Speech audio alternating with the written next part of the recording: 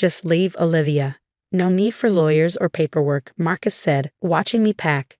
Downstairs, his young girlfriend, Hannah, laughed as she rearranged my furniture. I stayed calm as I folded my clothes. Are you sure?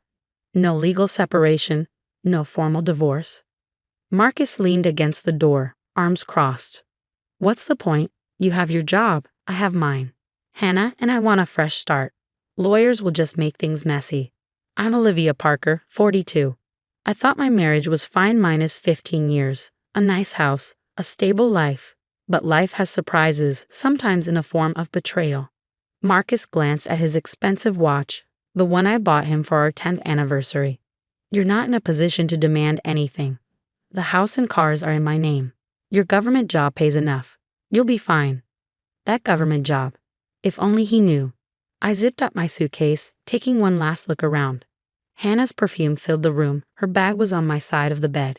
You're taking this well, Marcus said, expecting me to cry or beg. I smiled, remembering how I found out about his affair, not through text or lipstick stains, but in a much more interesting way. I've learned to pick my battles, Marcus, I said, but I'm surprised you don't want legal proof of our separation. He shrugged. Why bother? You move out, Hannah moves in. Life goes on. No paper trail. That almost made me laugh. Downstairs, Hannah was already replacing my things. She barely looked up as I walked past. I left some things in the study. I'll be back tomorrow, I said. Whatever. Just text first, Marcus replied, already focused on Hannah. I loaded my suitcase into my car and glanced back. Through the window, Marcus and Hannah were laughing, wrapped up in their new life. I pulled out my phone and sent a text. Everything ready for tomorrow. Target confirmed no legal documentation. Proceeding as planned. The reply was instant. Understood. Team briefed. 9 a.m. sharp. I took a last look at the house Marcus thought was his. He had no idea what was coming. He never questioned my job, never wondered why I handled all our finances, never noticed how his investment portfolio always did better than others. As I drove, my phone buzzed again. Additional evidence collected. Operation confirmed. Tomorrow, Marcus would finally understand what my job really was. He would learn that his wife, the woman he betrayed, was actually protecting him all these years. But not anymore. At exactly 9 a.m., Justice would arrive at his door, wearing a bulletproof vest and carrying a federal warrant. The next morning, I sat in an FBI surveillance van, sipping coffee while watching live camera feeds of my old house. Marcus's routine was always the same. 7:45 a.m., kitchen lights on. Hannah trying to cook his favorite breakfast. 8:15 a.m., Marcus showering, then fixing his hair. 8:45 a.m., adjusting his tie in the hallway mirror. Target is getting ready to leave, Agent Torres said. All teams in position. A chorus of voices confirmed. You okay?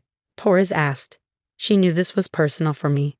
Better than okay, I said, watching Hannah kiss Marcus goodbye. Feels strange being on this side of the operation. For 3 years, I had gathered evidence against Marcus's investment firm. What started as a simple investigation uncovered fraud, money laundering, and serious financial crimes. No wonder Marcus didn't want legal paperwork between us. He was hiding more than just an affair. At 8:55 a.m., Marcus stepped outside, briefcase in hand, still smug, still thinking he was untouchable. He checked his reflection in his car window, straightening a silk tie paid for with dirty money. All teams ready, Torres ordered. Remember, he isn't violent but may try to destroy evidence. Marcus got into his Mercedes, the car he bought in only his name. For tax reasons, he once said, now I knew the truth. It was harder to seize assets he owned alone. Target is moving, Torres announced. Team 1, go to the house. Team 2, prepare to intercept at his office. I focused on Hannah, still inside, cleaning up breakfast. She had no idea her dream life was about to crumble. 9 o'clock a.m. sharp, FBI agents surrounded the house. The doorbell rang. Hannah, wearing my old robe, opened the door, confused. FBI. We have a search warrant. Her confusion turned to panic. What? This has to be a mistake. No mistake, ma'am. Step aside. On another screen, Marcus was halfway to his office when flashing police lights appeared behind him. His car slowed, pulling over. Target has stopped, an agent confirmed. Moving in. My phone buzzed. A text from Marcus. What did you do? I didn't reply. Instead, I watched as agents approached, guns ready, just in case. Marcus stepped out, hands raised. His expensive suit suddenly didn't seem so powerful. Back at the house, Hannah sat crying on the couch as agents searched every corner. They knew exactly where to look. I had given them every detail. We found the first stash, an agent reported. Hidden safe in the study. Just like Agent Parker said. I smiled. Marcus had always praised my organization skills. He never realized I was using them against him. Torres turned to me. You knew about his crimes this whole time? I nodded. Discovered them 3 years ago. Started collecting evidence immediately. He never thought I was smart enough to understand his work, so he didn't bother hiding it. And the mistress. Found out about Hannah 3 months ago. She wasn't the first, but she was the last straw. My phone buzzed again. Marcus's lawyer this time. We need to talk. Now. Of course they wanted to talk. They were just realizing the truth. No shared accounts, no assets in my name, no divorce papers. It wasn't to protect Marcus. It was to make it easier for the FBI to take everything. On the screen, Hannah was being led out of the house, sobbing. She had thought she was gaining a perfect life. Instead, she was about to be questioned as a witness in a federal case. Target is secure. Moving to Phase 2, an agent said.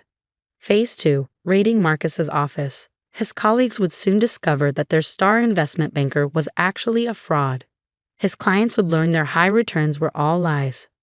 Marcus? He was about to learn that the wife he underestimated had been watching and preparing for this moment all along. One more text came in, this time from Hannah. Did you know about this? I finally replied, yes. Now you know why Marcus didn't want a paper trail between us. Torres patted my shoulder. Ready to head to the office. They need you for the evidence analysis. I stood adjusting my FBI jacket. Let's go. Time to show them what a government job really looks like. 6 months later, I sat in the federal courthouse, watching Marcus enter in his orange jumpsuit. Gone was the expensive suit, the confident strut, the smug smile. The evidence I'd gathered over 3 years had proven devastating, not just for him, but for the entire firm. Hannah had turned state's witness almost immediately, desperate to avoid any charges herself. She provided additional details about conversations she'd overheard, meetings she'd witnessed, proving herself surprisingly useful to the prosecution. All rise. As the judge entered, I caught Marcus's eye. For the first time since his arrest, he looked directly at me. I saw the questions there, the confusion, the slow realization of just how completely he'd underestimated me. The sentencing was brief but impactful. 15 years, 1 for each year of our marriage. The irony wasn't lost on anyone. The judge was particularly harsh, citing Marcus's blatant disregard for his client's financial security and his persistent pattern of deception. After the proceedings, I stepped into the courthouse hallway where Agent Torres waited. 15 years, she said, handing me a coffee, plus full asset forfeiture. The restitution team has already begun returning funds to the defrauded clients. I nodded, thinking about the house. Our house, now seized and pending auction.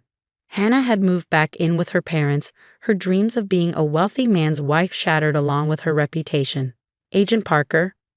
I turned to find Marcus's lawyer approaching. Your ex-husband would like to speak with you, if you're willing. I considered refusing, but curiosity won out. Minutes later, I sat across from Marcus in a small conference room, guards posted outside. Why didn't you tell me? He asked immediately. All those years, you knew what I was doing. You could have warned me.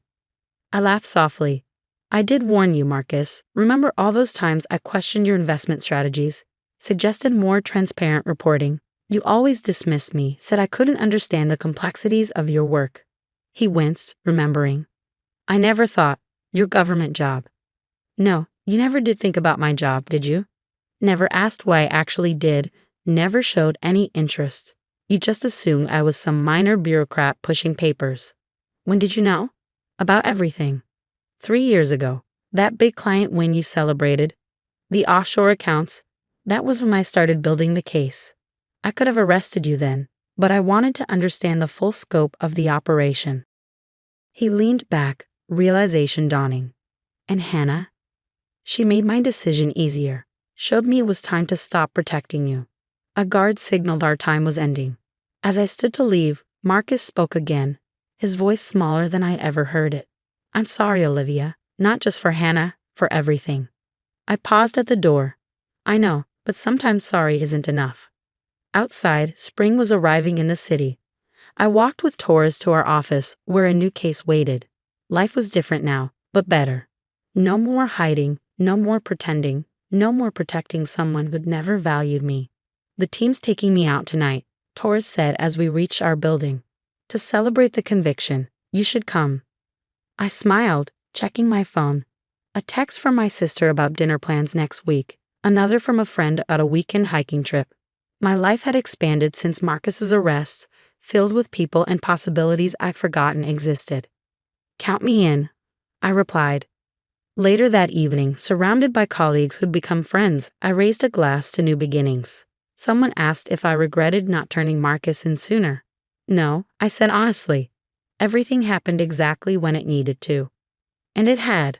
Marcus's arrest had exposed not just his crimes, but a larger network of financial fraud.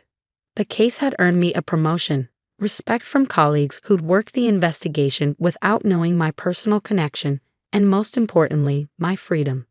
The house would be sold, the assets distributed to victims, and Marcus would have plenty of time to think about his choices. Hannah had learned a hard lesson about trust and ambition.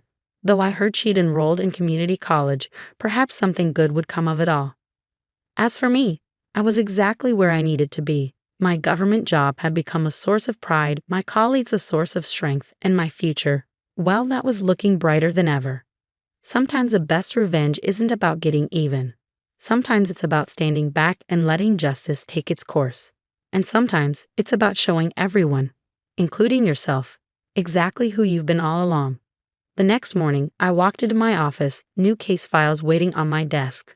Another financial fraud investigation, another chance to protect people from those who would exploit them. I smiled, thinking of Marcus's words, no need for legal papers. He'd been right about that, just not in the way he'd imagined. We hadn't needed divorce papers after all, federal indictments had worked just fine.